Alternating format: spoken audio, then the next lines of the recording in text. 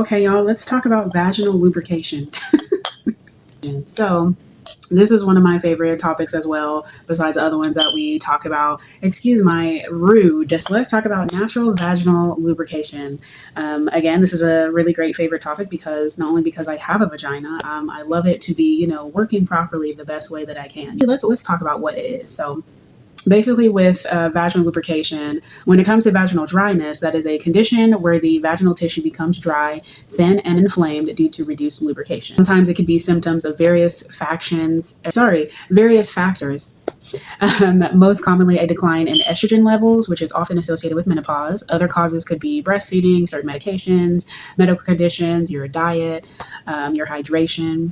Other common causes could be hormonal imbalance, dehydration, stress, anxiety, smoking, eating unhealthy, eating processed sugary foods, things like that.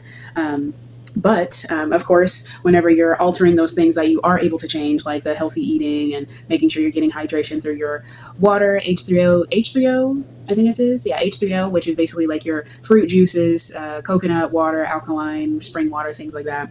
Different things you can kind of do to alter that. But also, there are some really great herbs that can help as well with vaginal lubrication. So I do have some here with me right now. So a stinging nettle can help with lubrication. It can help with or vaginal health as a whole, but it helps with uterine toning. It promotes blood flow and it balances hormones. I have calendula flower here, which also helps with pH balance. It's antifungal, antibacterial, and it helps with dryness. Our red raspberry leaf is also really great. It restores hormonal balance and fertility, helps with fertility. People want to have families and stuff. And Demiana leaf. Demiana leaf can definitely help with things like vaginal lubrication. It's an aphrodisiac, so it definitely promotes sexual drive. It improves performance as well. And again, just helping with lubrication. And this bad mama right here, this is a slippery elm.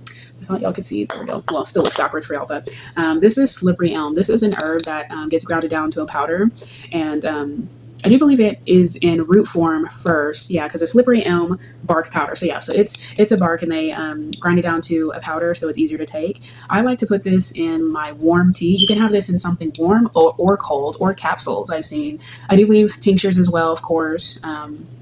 I'm not sure of any other forms at this point in time, but yeah, so you can have this in various forms, but I like to put it in my hot tea. You can put this in something cold, but I definitely prefer it in something hot just because, I don't know, having hot stuff is good for your body. So I put this in there with my hot tea. It helps with lubrication, produces cervical mucus, and heals tissues. So definitely some really, really good stuff. And it also helps with prolapse. But yes, these are just some of some of the herbs that can help towards lubrication. There's a bunch of other herbs that can help with lubrication as well, like licorice root, ginseng, black cohosh. I think it's pronounced chaste, also known as vitex as well. Sarsaparilla, wild yam, all of those really good herbs that can help with vitamin E, increase hydration. Pelvic floor exercises also help. Deep pelvic breathing. I'm sorry, I know I kind of went off a little bit on the herbs, but these things also help with this too. So having vitamin E, like I just mentioned, making sure not to do any douching as well, because that's not really good for our vaginal microbiome. And actually, I learned this too. When you stay sexually active, whether that's solo or you're having other partners or your own partner, then that actually helps with lubrication as well. I was like, what?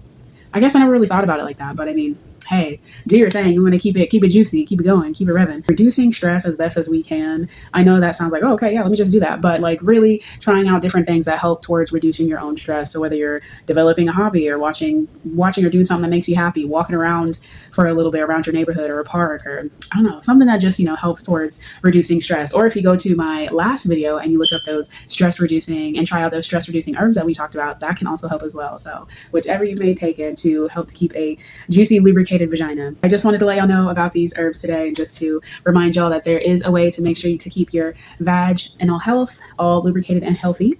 And and if y'all again ever would like any custom blends for me, I do make blends for people, whether you want them singly or actual blend, I can do that. But just reach out to me, let me know, we can have a conversation and go from there.